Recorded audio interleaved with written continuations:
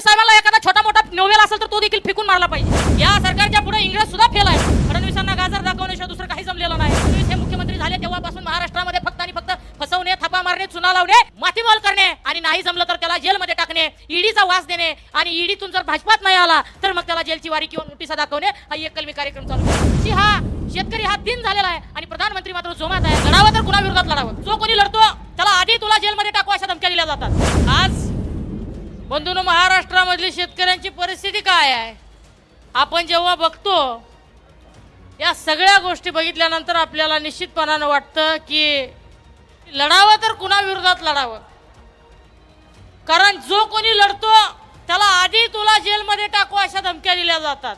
Hello, या सरकारच्या पुढे इंग्रज सुद्धा फेल आहेत असं माझं तर प्रामाणिक मत झालेलं आहे। दादा, आम्ही 2-3 महिन्यापूर्वी आंदोलन केलं पीक विम्यासाठी, अतिवृष्टीच्या भरपाईसाठी। आम्ही माणसांचं आंदोलन केलं नाही, जनावरं आणून त्या ठिकाणी रस्त्यावर उभा केली। तर आमच्यावर कलम कुठली टाकल असेल तर वन विभागाची कलम आमच्यावर टाकली। आमची जनावरं आम्ही रस्त्यावर आणून आंदोलन करणं सुद्धा आमचा गुन्हा असेल तर बघा। आणि आजची कर्जमाफी तर तुम्ही बघितलं तर म्हणजे फडणवीस साहेबांना एखादा छोटा मोठा नोवेल असेल तर तो देखील फेकून मारला पाहिजे। कर्ज माफी कमी, कर्ज वसुली जास्त, म्हणजे एका हाताने चमचाभर द्यायचं आणि दुसऱ्या मागच्या दारातून त्याच्याच घरातून पळीभर पीठ चोरायचं, हा एक कलमी कार्यक्रम या सरकारने राबवलेला आपण बघतोय। म्हणजे कशासाठी तुम्ही शेतकऱ्याला अजून अडचणीत आणत आहात? म्हणजे संत तुकोबांपासून गोरगरीब, कष्टकरी, दीनदलित या शेतकऱ्यांवर अन्याय करणारी एक प्रवृत्ती जी आहे ती प्रवृत्ती अजून देखील जिवंत आहे, हे दुर्दैवानं म्हणावं असं वाटतंय। आणि म्हणून अशा वेळेस लढत असताना खऱ्या अर्थानं आरोग्याची सुद्धा काळजी घेणं दादा तितकंच महत्वाचं आहे।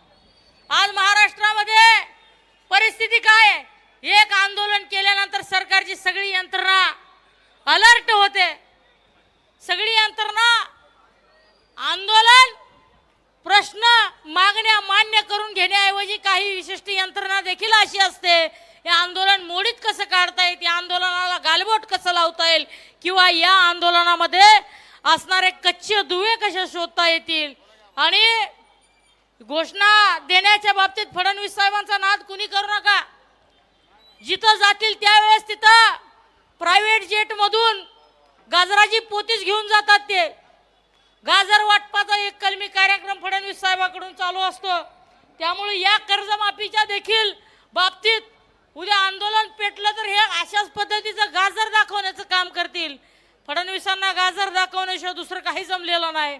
आणि महाराष्ट्राला खऱ्या अर्थानं अशी सरकार जी कलंकित सरकार आहे, त्यामुळं महाराष्ट्राची अधोगती अजून खालच्या थरावर जाते, अधोगती आणखी परिस्थिती खालच्या थरावर येते।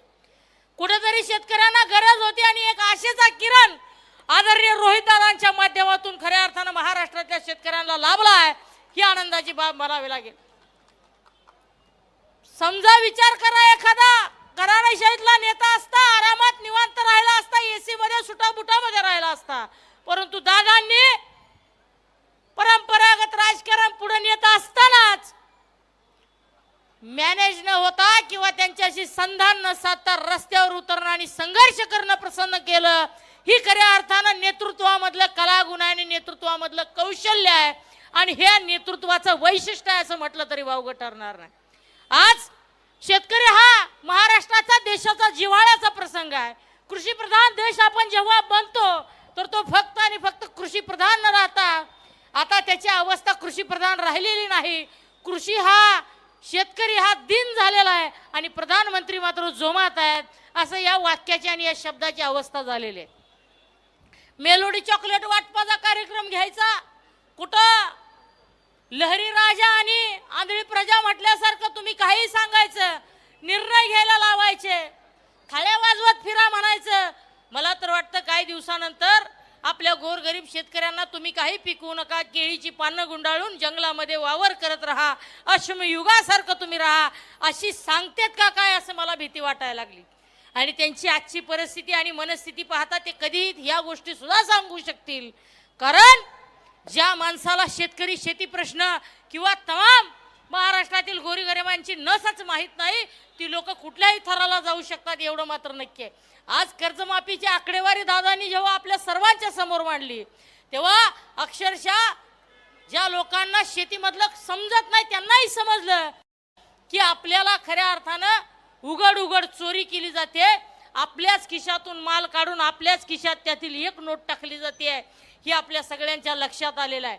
आणि या शेतीप्रधान असलेल्या महाराष्ट्रामध्ये ही गोष्ट खऱ्या अर्थानं दुर्दैव आहे. आणि या गोष्टी कधी घडायला लागल्या, जेव्हापासून फडणवीस हे मुख्यमंत्री झाले तेव्हापासून महाराष्ट्रामध्ये फक्त आणि फक्त फसवणे, थापा मारणे, चुना लावणे, मातीमोल करणे आणि नाही जमलं तर त्याला जेलमध्ये टाकणे, ईडीचा वास देणे आणि ईडीतून जर भाजपात नाही आला तर मग त्याला जेलची वारी किंवा नोटिसा दाखवणे हा एक कलमी कार्यक्रम चालू केला. एखादी वॉशिंग मशीन अशीही फडणवीस साहेब काढा ज्यातून माझा शेतकरी कर्जातून बाहेर येऊन स्वच्छ आणि निष्कलंक पद्धतीनं आर्थिक सुबकतेतून जगू शकेल अशी एखादी वॉशिंग मशीन बनवा.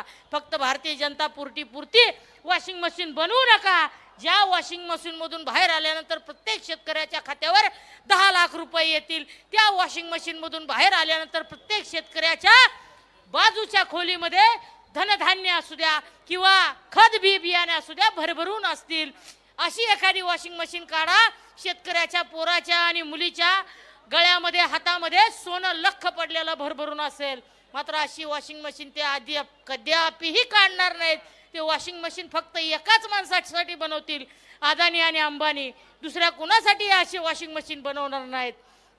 त्यामुळं आदरणीय रोहित दादांनी हा जो निर्णय घेतला आणि खऱ्या अर्थानं आज या शेतकऱ्यांसाठी पांडुरंग हे आराध्य दैवत तमाम महाराष्ट्रातील कष्टकरी इथं माथा टेकण्यासाठी येतो, कहाणी सांगण्यासाठी या पांडुरंगाच्या दरबारात येतो आणि अशा पांडुरंगाकडे आपलं आवाहन करण्यासाठी आणि आपला गाऱ्हाणे मांडण्यासाठी आदरणीय रोहित दादा या ठिकाणी बसलेले आहेत.